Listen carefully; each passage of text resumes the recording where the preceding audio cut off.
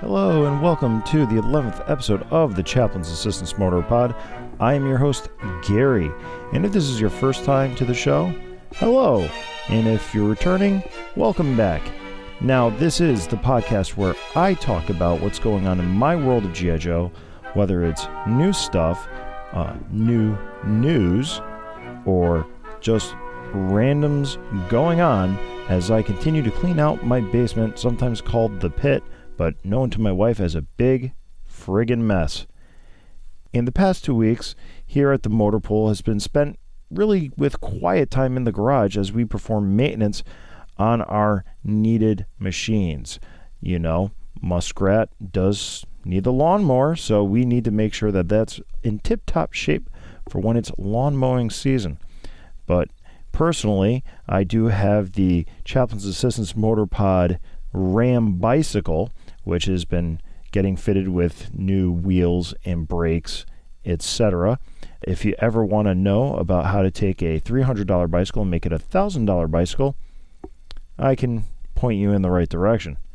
Also, the Chaplain's Assistance Motor Pod Vamp Mark II, also known as the pickup, was also in need in new winter tires. So the past couple of weeks have been kind of expensive, changing oil in the lawnmowers and just, been really busy keeping things going so that we prepare for the winter season.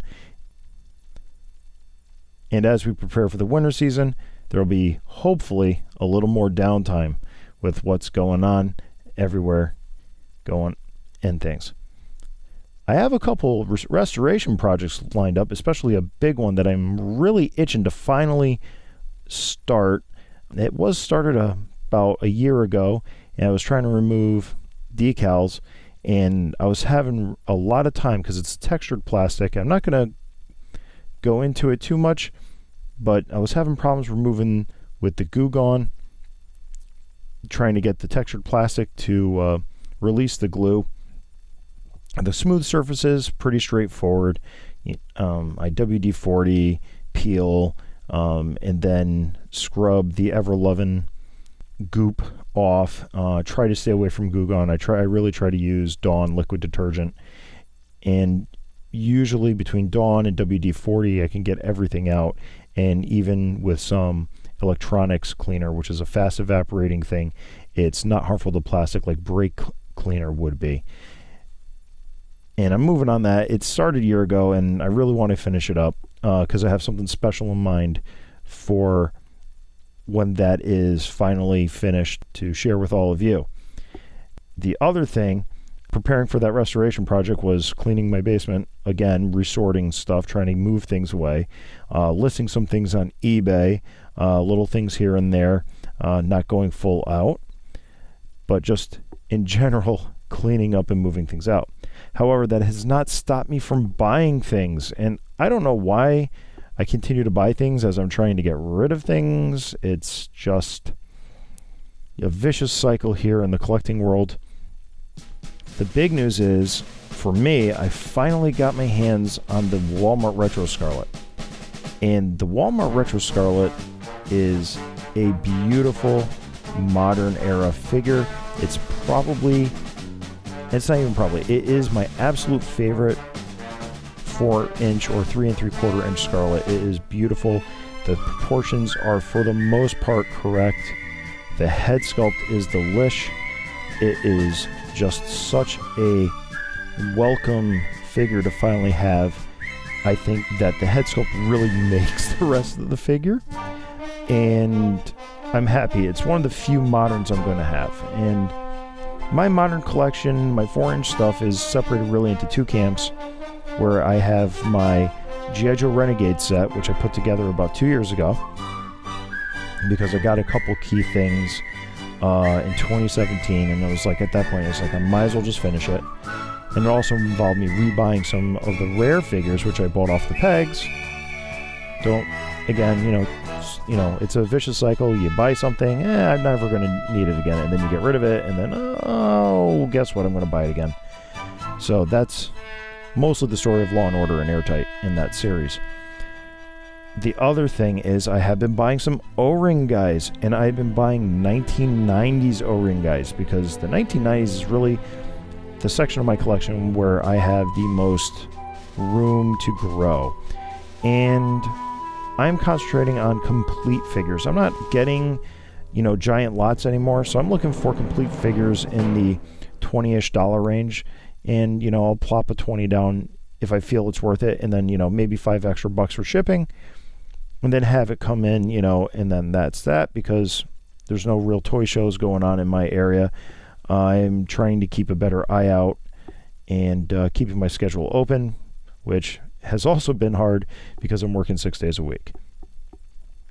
But in 90s figures, in the past couple weeks, I'm talking about 92, 93 Wild Bill, 93 Cross Country, 94 Flint, Mega Marines Gung Ho, Mega Marines Blast Off, the 93, 94 Target, the 93 Eel, 94 Dial Tone, and I will say this, Dial Tone is such a departure from that original mold. The 1986 was gorgeous. The Sonic Fighters is not a bad color update, and that is the one thing the 90s did, was take it to an extreme before it was extreme. And I looked at Dial Tone. He is such a video game character, I would say, of the 1990s, that he is going to eventually find a spot with my Defiant, and it's like he's a different character anyway. Without the bray, that silly space helmet, it has a mic on it, which is actually a really cool detail, but his mold is really cool. He's got 2 little grenades over his left shoulder, and he's got some green accents underneath the blue vest, and he has like a little control panel over his belly, similar to the air tights. And he's got some nice green pants with black boots and black accents, which also matches gloves. Overall, his colors aren't offensive. The waist is a little wide. He's got a narrow abdomen going into a thick waist. It's a pretty cool figure. It's a little misproportioned here and there, but overall, as 1990s figures go, it's fast becoming one of my favorite ones. I like it on the level of a Mindbender version 2 rather than a Law from the 1990s. And like I said, he's going to look really at home somewhere in the Defiant playset. And it's going to be cool because nobody's going to recognize him as Dial Tone. Now, one of the other figures I got, was that Mega Marines Gung Ho. He has this orange hat, and I put it on Twitter. I says, this is the most 90s thing ever. It's a backwards hat with a headset, and it's a helmet. Bright orange. And it does have that cool microphone coming out, which is great, because now the microphones aren't separate pieces. They're just part of the helmet, so you don't lose them. And he's that big, giant neon green, but he's Mega Marine, so I don't even know why I bought him. I wasn't planning on buying Mega Marines, but he was... The seller was selling a few other figures, and I was like, yeah, why don't I just get that too? Another one, checked off the list without the vintage Play-Doh. It's really been a smorgasbord of 90s, neon 90s for me. And I haven't really had a time to really acclimate myself to the figures. I took them out, made sure they're all nice, left good ratings. But nothing's really... Dial Tone spoken the most to me, but I've just been too busy the past 2 weeks to really play and manipulate with them and pose them and let them sit on my shelf with my display, and just figure something out, build a story in my head. I'm happy I have them, but I just haven't figured out how happy I am with them yet. And that's really about it. It's been a slow news to bi-weekly. And with that, I'm just going to go right into the review for the episode.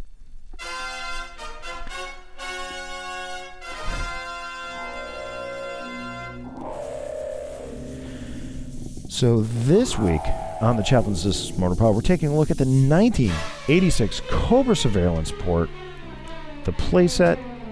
Now, do playsets belong on the Motor Pod? Maybe. They come in a box. Maybe that's my criteria. Comes in a box, it's a vehicle. Comes on a blister card, it's not a vehicle. which will come in handy with that role if I decide to do the motorized action packs. But anyway, enough about those. Let's talk about this thing. The Surveillance Port was one of 3 playsets in 1986. And by playsets, I mean mini playsets. I'm not talking about the Terror Drone, which is absolutely an awesome playset. But 3 mini playsets were called battle stations. And you had the Law, the Outpost Defender, and the Cobra Surveillance Port. Of the 3, you can have first, second, and third place. And right now, just not including the Surveillance Port, the Law is definitely at the bottom of the list, and the Outpost Defender is at the top of the list. But where does the Cobra Surveillance Port fall in that hierarchy? Well, let's take a look at it.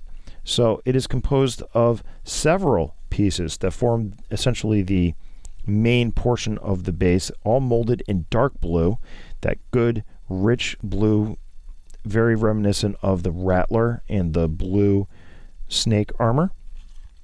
And you have a main base which has 1, 2, 3, 4 walls, a little top, and they all clip together. And once they're clipped together, it is a very sturdy assembly. The assembly rests on 3 jack pads. So there's one in the front, one on the right side, as if you're shooting a machine gun from the surveillance port, and then a third one in the rear. Those are molded in dark gray along with the rest of the accessories, the radar dish, the 2 machine guns, and the antenna. The machine gun on the left-hand side is a reuse of the mold of the G.I. Joe Slugger. If you have a Slugger and it has the machine gun, if it's green, it belongs to the Slugger. If it's gray, it belongs to the surveillance port. And it's also true if you have a surveillance port and you have a green machine gun, that means it really belongs on the Slugger. So the Cobra Surveillance Port has a couple levels. So you have a step and from the back, I'm looking at the back of it right now, right? So you step on the step and you go in there. There's only 2 pegs for the characters. So if you're standing them up, that's convenient. And the pegs also place the figures at the machine gun posts. There is a little cavity on the left-hand side for a figure to put their feet in and to sit in and to work some controls via a little sticker. And the same thing can be in the big wall. There's a little cavity for them to step down into to operate the radar dish. That's pretty neat. The stickers are well done, and the stickers really make the playset come alive from a functional perspective. On the front, you have the Cobra sigils, you have the surveillance port. Now, here's something I don't understand why, with all these the mini playsets, a lot of them have the name of the playset on them. If I'm having a surveillance port, and I'm in a paramilitary terrorist organization, why am I going to take the time to stencil out what the heck it is? And as somebody that has fulfilled government contracts before, and they do want asinine labeling on what they're buying from you, I don't know. It just seems kind of out of place. I mean, on all of them, but especially on this one. I mean, maybe Cobra Commander doesn't really know what to call it, so he's like, "Oh, go over there," and he's like, "Go over there to that station, the surveillance port." It's like, "Oh yeah, thanks for labeling it. Now I know what to say when I'm telling the Viper to go over there." It's just what it is, I guess. It's very boxy. It's part of that aesthetic that I always call the Battle Force 2000 aesthetic. It's very angular, and so it doesn't come out spread organically. So this is like something that would be shipped to a location, and it would be erected, and then it would be manned. Whereas, like the same year, you have the Outpost Defender, which looks like the Joes were in the jungle, and they cut down, or they scavenged some 2x4s, and they built it up. I would expect the surveillance port could have been molded in a more G.I. Joe green or white, and it would have fit in, let's say, with the 1983 headquarters or the future 1987 Mobile Command Center, like if it was driving up to it.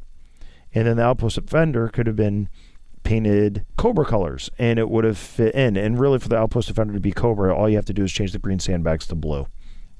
That's kind of an odd choice. Another odd choice with the surveillance port is on the left side for the little Slugger machine gun. Like, if you're manning the machine gun, there is a slit port, like about knee level, and it's like, why would you leave yourself open to fire through there? Maybe it's for somebody to crouch down and look out. Okay, that's cool. That's kind of like what they did with the 1984 Cobra bunker. But that had the guns manned out and it had a cover. It wasn't meant for pop-up.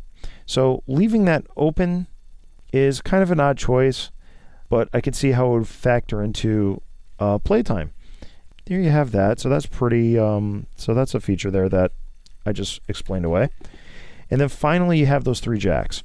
Now the jacks remind me of when you have a boat trailer or a trailer in general and you have to, you're taking it off the ball hitch of your truck or SUV.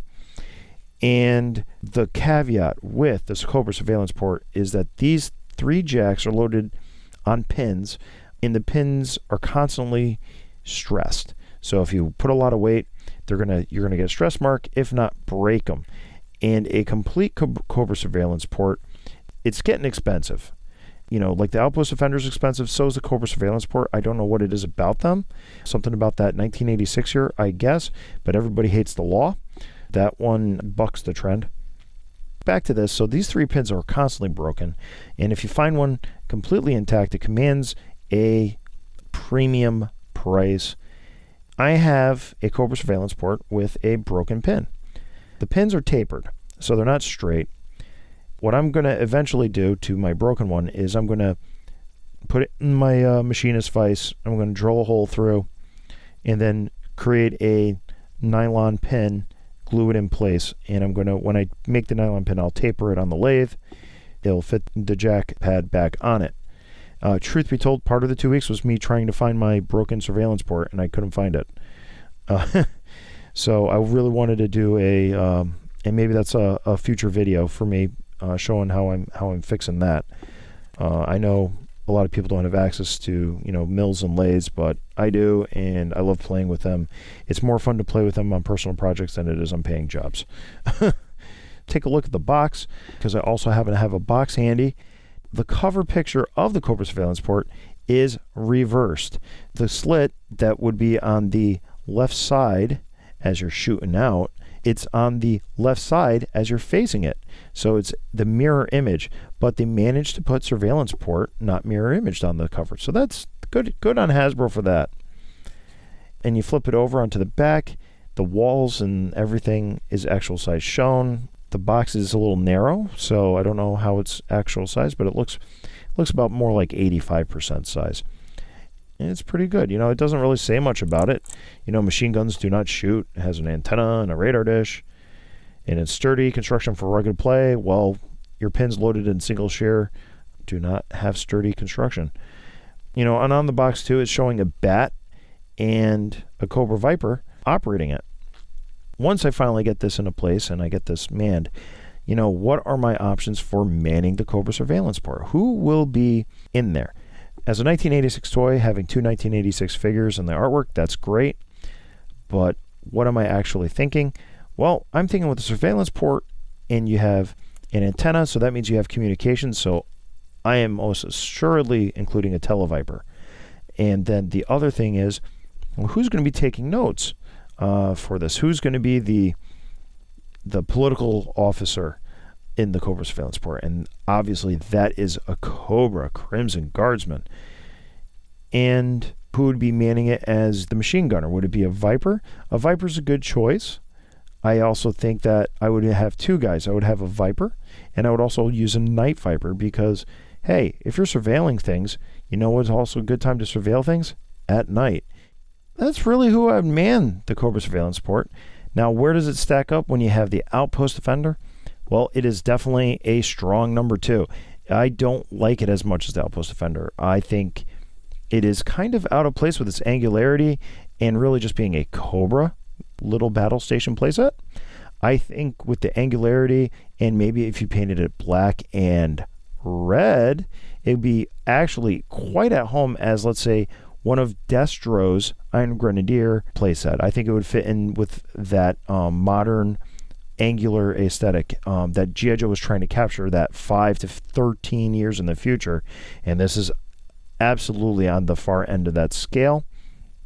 It just looks a little too expensive for what Cobra would be using out in the field. That being said, with a terror drone, this would look good if you're setting up your terror drone and then like a foot out, you put this. So this way it's like kind of an advance warning for the terror drone. That would be cool. But if like you were setting up to spy on G.I. Joe, I don't think you would be doing this.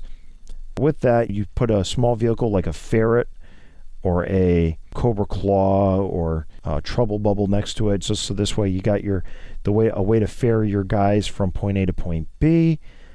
It fits. It still fits in the G.I. Joe, the collection, my collection like this. But I have one Terradrome, and I have the 2 surveillance ports. I think that's enough. I don't want to get another surveillance port. I might just go down to the 1. It'll complement the Terradrome, and it'll complement a diorama setting.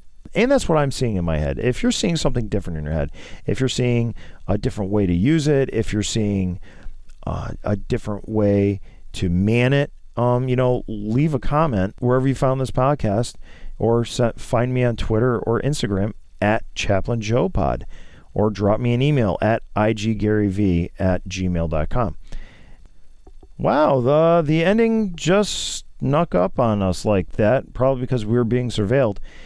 I need to get out of the pit and back into the motor pool and back to doing maintenance, so hopefully I can free up some time to do restoration projects. I've been your host, Gary. This has been the Chaplain's Assistant's Motor Pod. Don't forget to like or leave a comment or rate this podcast, because all that stuff just helps things get bigger and better and more people know everything about theirs. Don't forget, we are on YouTube as well as Spotify, Anchor.fm, Apple Podcasts, Google Play, and other fine podcatching platforms. We are a member of the Pint Oak Comics family, so you can visit them at pintoakcomics.com. We may be strange, but we aren't estranged, and we still talk just through direct message. With all out of the way, there's more missiles to deliver to more masses, and see ya.